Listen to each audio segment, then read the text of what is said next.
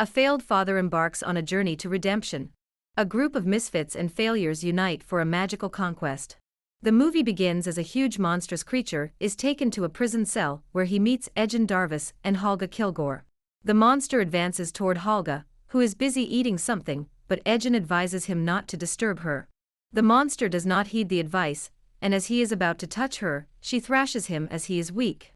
The scene cuts to Ejen and Helga talking about their parole hearing, and Ejen is very hopeful to be released soon, as he believes an old acquaintance of theirs will be present on the council. Later they are presented before the judges, and to Ejen's dismay, Jonathan is not present as he was late due to the storm. He is asked to start telling his story, as that will determine whether he should be released. Ejen starts narrating his story to the panel of judges. A flashback showed when Ejen was happily married to Zia, and working an honest and noble job as a member of the Harper's spy faction. He had a daughter, Kira, and lived a peaceful life until one day, some enemies, particularly the Red Wizards, infiltrated his house and murdered his wife. His daughter remained safe after his wife had hidden her in a cupboard. Ejen then dedicated his life to keeping Kira safe. He struggled as a single father and failed to care for his baby daughter. That is when he met Helga, who pitied his situation and took both to her place. Her tribe outcasts Helga for falling in love with an outsider. She started taking care of Kira and Ejen. Helga and Ejen wanted to earn for the baby and live a comfortable life. The couple then decided to turn to theft, which was comparatively easy money and job, and helped them provide a comfortable life for Kira. Kira had magical powers to vanish in thin air, so she joined her father and Helga, along with 2 new members, in a heist group. Simon Almer was a naive sorcerer, and Forge was a greedy old con man. They all formed a team and carried out heists. The team was going strong until a wizard named Safina approached them one day. She needed to steal something from Harper's stronghold vault. Ejen refused at first, but after knowing that the vault had a tablet of reawakening, he agreed, hoping to resurrect his dead wife. The team, along with Safina, leaves Kira at their house and prepares for the heist. Upon reaching there, they get the gadgets they came for, which triggers a safety alarm. Safina turns out to be a red wizard who was there to steal a powerful horn. Safina casts a time freeze spell for protection, but Helga and Ejen get stuck while the rest escape. Ejen gives the tablet to Forge and asks him to keep Kira safe. The flashback ends here, and the scene returns to Ejen standing in the courtroom. Ejen feels guilty for his crimes and apologizes while he requests Jonathan repeatedly. Jonathan, a huge bird-like creature, arrives, and Ejen hugs him, initiating the escape plan. Helga and Ejen hang on to Jonathan and jump out the window, successfully escaping the prison tower. After escaping, the 2 leave for their house but see it empty. As they drink at a bar, they discover that Forge has been declared the Lord of Neverwinter. They visit his castle, where he meets his daughter Kira. Kira seems disappointed in her father. When they finally meet Forge, they discover that Forge had teamed up with Safina, and had manipulated Kira into believing that his father had left her for money. Forge refused to return the tablet and Kira was told that her father was coming for a tablet of riches, and not any reawakening gadget. Forge and Safina capture Ejen and Helga through magic. The men take the duo to get their heads chopped off, but they both cleverly escape.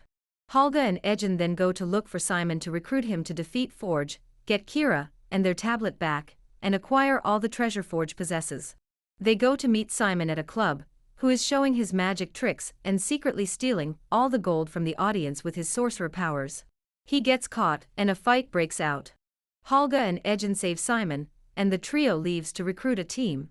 They discover a vault sealed with magical powers that have the tablet, and all the treasure safe. The 3 then decide to take help from a tiefling druid Doric who can shift to any animal form. They see her turn into a giant creature, and fight swordsmen, and decide to team with her. They convince her and share their plan. The scene skips to Safina, who holds a horn and seems to be communicating with a dark power, plotting something. Forge interrupts her as some men are there to evaluate their safety measures. Doric transforms into a fly and infiltrates the castle to get information. She discovers that a strong spell, Mordenkainen Arcane Seal, protects the vault. Safina, however, detects the presence of an outsider, and Doric is caught.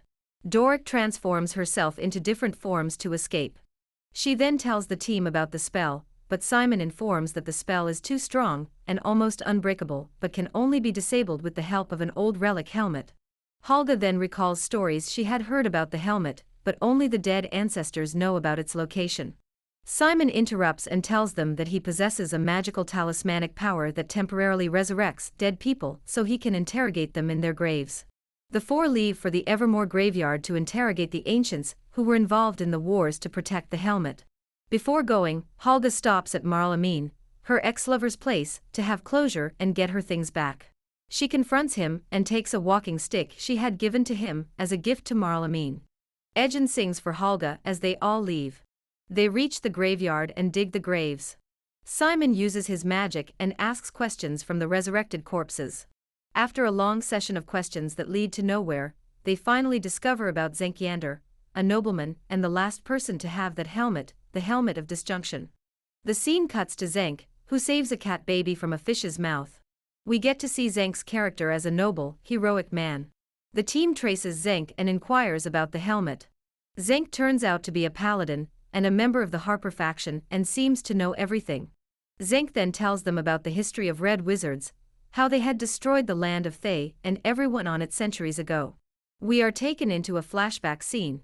The Red Wizards used the horn to summon dark powers and cast a spell to turn everyone into zombies, creating an army of the undead. Zenk survived but was traumatized for life. Afterward, Zenk takes a promise from Ejin to distribute all the treasure of Forge amongst the people of Neverwinter. Later Zenk says that the helmet resides in the bows of the Underdark. The team and Zenk leave towards the orifice that leads to Underdark. They follow him into a wet, dark cave. They stay silent and still to avoid dangerous creatures present. The helmet is on a platform in the middle that can be reached by walking on a bridge, but it disintegrates before they can decipher the magical bridge. They are left helpless until Helga takes out the walking stick she got from Marl Amin. Simon recognizes it as a magical teleportation stick that opens portals within a distance of 500 yards.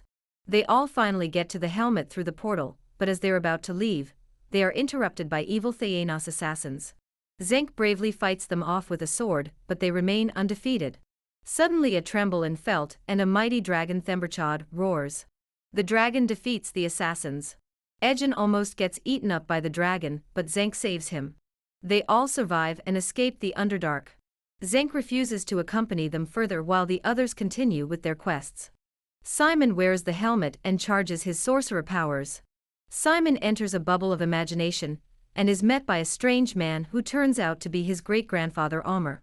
Simon fails to channel the power and yield the enchanted helmet's strength.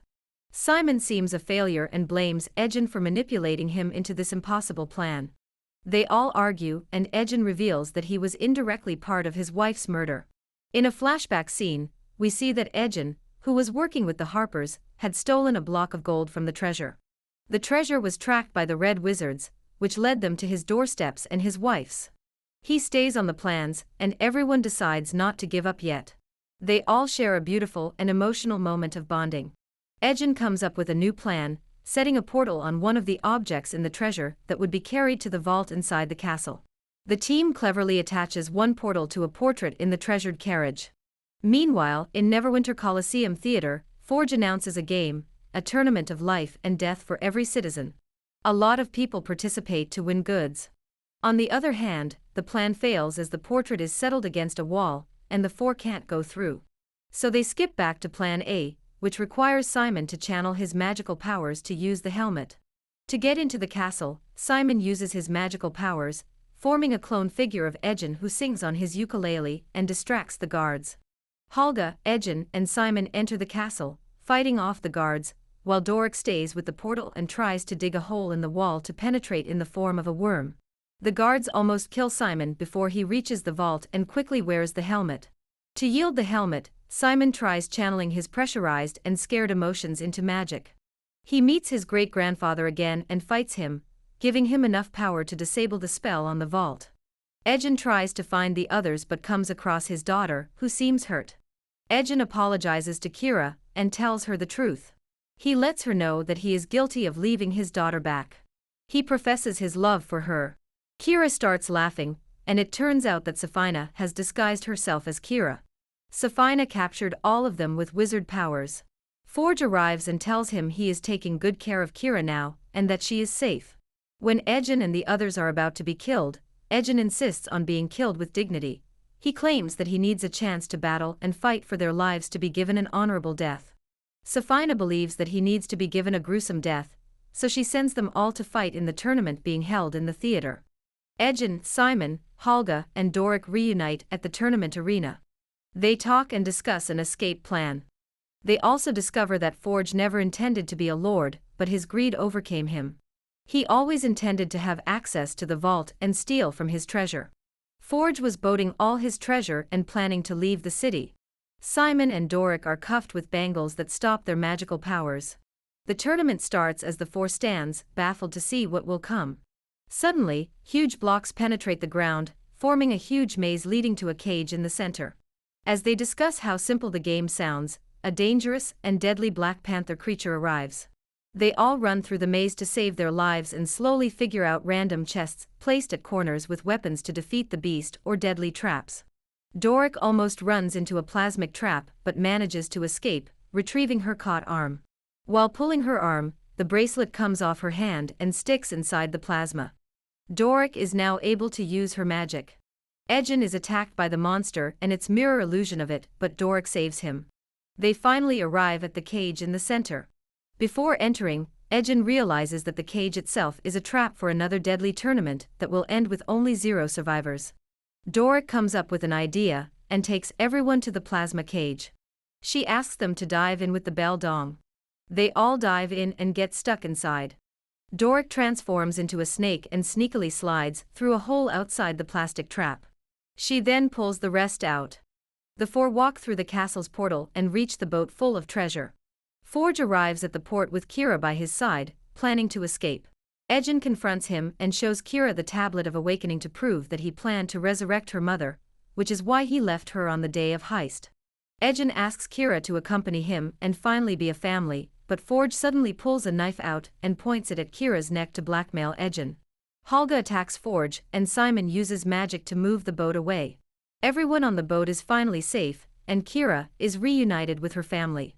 As they sail towards a happy ending, Ejin notices something strange in the sky, a dark cloud forming.